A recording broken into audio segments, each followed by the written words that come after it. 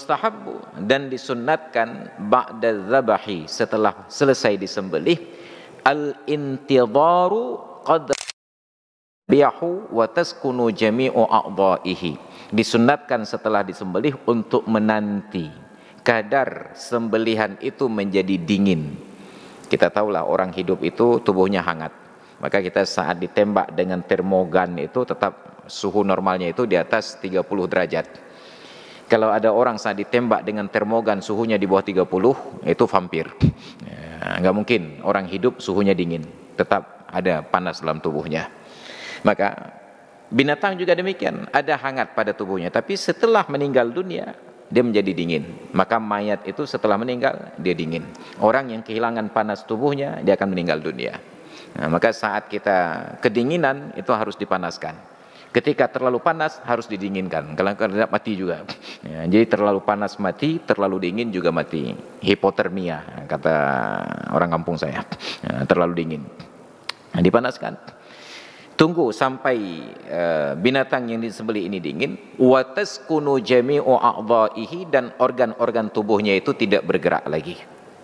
Fala yuslahu qabla ay yabruda, maka tidak boleh kulitnya itu dilepaskan, dikuliti sebelum organ tubuhnya menjadi dingin. Pastikan dia mati baru dikuliti. Maka bayangkan penganiayaan kita terhadap ayam-ayam potong tersebut, masih hidup belum mati seutuhnya, tiba-tiba langsung dikocok dalam periuk tersebut. Nauzubillah. Dan disunatkan bagi orang yang ingin melaksanakan kurban apabila telah masuk 10 hari yang pertama bulan Zulhijjah untuk tidak mencukur bulunya dan tidak memotong kukunya. Sampai kapan? Sampai ia menyembelih hewan kurban. Kalau dilakukan yukrahu lahu dzalika, makruh hukumnya. Jadi bayangkan orang dengan pertumbuhan bulu yang lebat seperti saya, lupa potong rambut saat hari terakhir bulan Zulqa'dah kemarin. Ini insyaallah saat nanti khutbah hari raya sudah seperti si buta dari gua hantu. Janggut dan kumis meranggas kemana-mana. Tapi itulah sunat. Sampai ada juga sunatnya. Hal-hal kecil. Karena walaupun nanti ketemu hari Jumat, misalnya Jumat yang lalu sudah masuk di dalam bulan Zulhijjah, hari Jumat itu sunat potong kuku, sunat potong bulu. Tapi karena ada keinginan untuk berkurban, walaupun itu hari Jumat, makruh potong kuku, makruh potong bulu. Maka alhamdulillah kita berterima kasih kepada kawan-kawan yang hari terakhir bulan Zulqa'dah kemarin upload status di media sosial. Bagi yang ingin berkurban tahun ini, hari ini terakhir potong kuku dan potong rambut sebelum terbenam matahari. Antrilah mereka di tukang pangkas. Nunggu-nunggu antrian berkumandang azan maghrib. Inna lillahi wa inna ilaihi raji'un. Itu sama seperti orang antri dulu isi bahan bakar saat mau pengumuman naik harga minyak.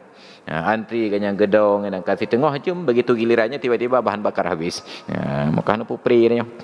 Diikhlaskan saja karena Allah. Sudah merangkak, sudahlah, apa boleh buat. Sampai kapan? Hatta yudhahya, sampai ia menyembelih hewan kurbannya. Maka kalau kebetulan tahun ini Idul Adha di hari Jumat, besar kemungkinan panitia tidak akan sembelih hewan kurban sebelum salat Jumat. Tanggung dawate 2 jam. Maka otomatis salat Jumatnya pun masih dengan kumis dan janggut yang meranggas kemana-mana itu. Nanti setelah salat Jumat kata panitia, "Uma alang dah cik kerap tu maghrib aku tengok mentong tambah penderitaan sehari lagi." Tambah penderitaan berarti tambah pahala. Karena ibadat itu makin berat dilakukan, makin besar pahala. Itu jumhur yang menyatakan makruh. Wa qala ba'dul hanabilati yahrumu alaihi dzalika. Sebahagian ulama mazhab Hambali menyatakan potong rambut, potong bulu, potong kuku pada 10 hari Zulhijjah bagi orang yang ingin berkorban hukumnya adalah haram. Dengan dalil hadis Ummu Salamah bahwa Rasulullah sallallahu alaihi wasallam bersabda, "Idza ra'aitum hilala Dzulhijjah," bila kalian telah melihat hilal bulan Zulhijjah, wa arada ahadukum ayyudhahi, dan berkeinginan salah seorang di antara kalian untuk berkorban, falyumsik an sya'rihi wa adhafarihi, hendaklah ia tahan kuku dan hendaklah dia tahan bulu dan kuku-kukunya. Wala syakka, dan kalau menimbang kadar kualitas dalil, tidak diragukan bi anna hadzal ra'yi, pendapat sebagian ulama Hanabilah yang menyatakan haram tersebut, huwal arjah, pendapat yang lebih kuat. Kenapa? Li sihhatil hadis, karena derajat hadisnya lebih tinggi. Ini menjadi masalah. Maka usahakan saja biarlah jenggot itu bertahan, gatal-gatal sedikit, disitulah nikmatnya. Menjadi satria bergitar, mithe dagaru, jenggot dagaru. Maka yang kemarin menyembunyikan uban-uban putih pada kumis dan pada jenggotnya akan terlihat insyaallah. Ya. Nah, jadi ada proses-proses tersebut, ini yang harus kita jaga. Kemudian satu yang tidak tersebut dalam kitab ini kitab Al-Fiqhul Islami wa Adillatuh, yaitu bahwa hewan kurban itu saat dirobohkan hendaklah pada tanah yang lembut, jangan pada tanah yang keras.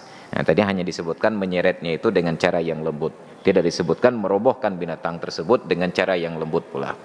Karena memperlakukan binatang dengan kasar itu menyebabkan binatang stres binatang tersebut berpengaruh pada orang yang mengkonsumsi. Saya pikir itu hanya penjelasan dalam syariat, ternyata itu masuk dalam penjelasan yang ilmiah. Tahun 2011 yang lalu saya diajak oleh kawan-kawan dari Dinas Pertanian mengikuti semacam pelatihan pertanian di Lembang. Lalu diajak ke lokasi pertanian organik di daerah Ciwidey, dataran tinggi. Pada salah satu materinya diisi oleh kawan-kawan S2 bagian pertanian di Institut Pertanian Surabaya. Saat kami berdiskusi tentang makanan organik, pemahaman dasar bagi kami peserta bahwa ayam kampung itu organik semuanya, hanya ayam potong yang non organik. Tapi penjelasan mereka itu mengejutkan. Organik itu bukan tentang kampungan dan kotaan, katanya. Kan masalah ayam itu tinggal di Cotkeeng atau tinggal di Prada. Organik itu adalah tentang gaya hidup binatang ini saat dipelihara. Apakah dia diperlakukan sesuai ataukah tidak? Maka baru diponis ayam itu organik, ternak itu organik, luas kandang berbanding dengan banyaknya hewan, berikut dengan lokasi untuk bermain dan mencari makanan. Untuk seekor ayam, berapa luas ruang yang diperlukan untuk dia beraktivitas saat dikurung? Beje grup-grup, beje cewek dalam. Jangan stres. Saat ayam itu dilepaskan, berapa luas lokasi dia untuk bisa bermain mencari makanan? Apabila itu terpenuhi, ayam ini ayam organik. Tapi walaupun itu ayam kampung murni, dikurung pada tempat yang sempit dan disediakan tempat makan pada ruang yang sempit, itu ayam yang stres, non organik. Maka kalau ayam stres ini disembelih, dikonsumsi, itu menyebabkan orang konsumsi juga ikut-ikutan stres. Mahan stres lebih. Sekarang jangankan ayam mendapatkan ruang hidup yang layak, bahkan manusianya sudah tidak hidup di ruang yang layak. Kenapa? Pemikiran kita di Aceh ini, orang sukses itu rumahnya 10 meter dari Masjid Raya Baitur Rahman. Maka Aceh ketinggai daerah Kecamatan Kutaraja hanya bangga be pading kain. Ini kami pelanggahan, raya babah ujung. Orang-orang yang tinggal di Cotkeeng seperti saya dianggap terbelakang. Pading kain Cotkeeng. Langsung suaranya dikecil itu perlahan. Baik depan ekot. Cotkeeng. Padahal semakin ke kota, tanah semakin mahal, lahan semakin sempit, rumah semakin kecil, semakin tidak organik. Baru terasa saat lockdown kemarin. Anak-anak yang dulu di pesantren pulang ke rumah. Rumah blok ke? Tipe 17,5. Kalau semua anak pulang, tidak cukup ruangan untuk tidur. Maka tidur berhimpit-himpitan. Dan di kota hampir tidak ada ruang untuk bermain. Coba perhatikan di Prada ini, di mana ada tanah lapang untuk anak-anak main bola. Stres nemit. Di rumah tidak bisa main, di lapangan tidak bisa main. Maka anak-anak seperti ini besar nanti itu generasi-generasi yang stres. Makanya saya dicot ke ngelewah dalam lapangan ubi rayaan. Grup-grup dajo ada tajri mintah tihal anhar di belakang itu mengalir sungai. Proyek Kurung Aceh. Sekali-kali bercampur dengan pestisida, kemun-kemun mati. Makanya di Eropa, di negara maju, orang kaya itu tidak lagi berpikir tinggal di kota. Di kota itu mereka hanya sewa apartemen pada hari-hari kerja untuk dekat ke kantor. Tapi Sabtu dan Minggu mereka ke puncak. Makanya pemerintah kita salah arah kebijakannya. Yang diperlukan oleh warga masyarakat bukan membangun rumah sebanyak-banyaknya di Banda Aceh. tetapi jalan akses semudah-mudahnya dari luar Banda Aceh ke Banda Aceh. Karena banyak orang kaya yang beli mobil mewah 4000 cc sambil berangkat ke kantor itu balap-balap lihat. Hilang stres. Ini mobil 4000 cc tinggal di Prada kerja kantor gubernur 2 gaputa kat ruk deh. Moto-moto berigen. Moto-moto stres. Maka ini yang lupa untuk diingat. Jadi bayar pajak mahal-mahal ternyata tidak maksimal fungsinya. Makanya lama-lama pindahlah ke Keung.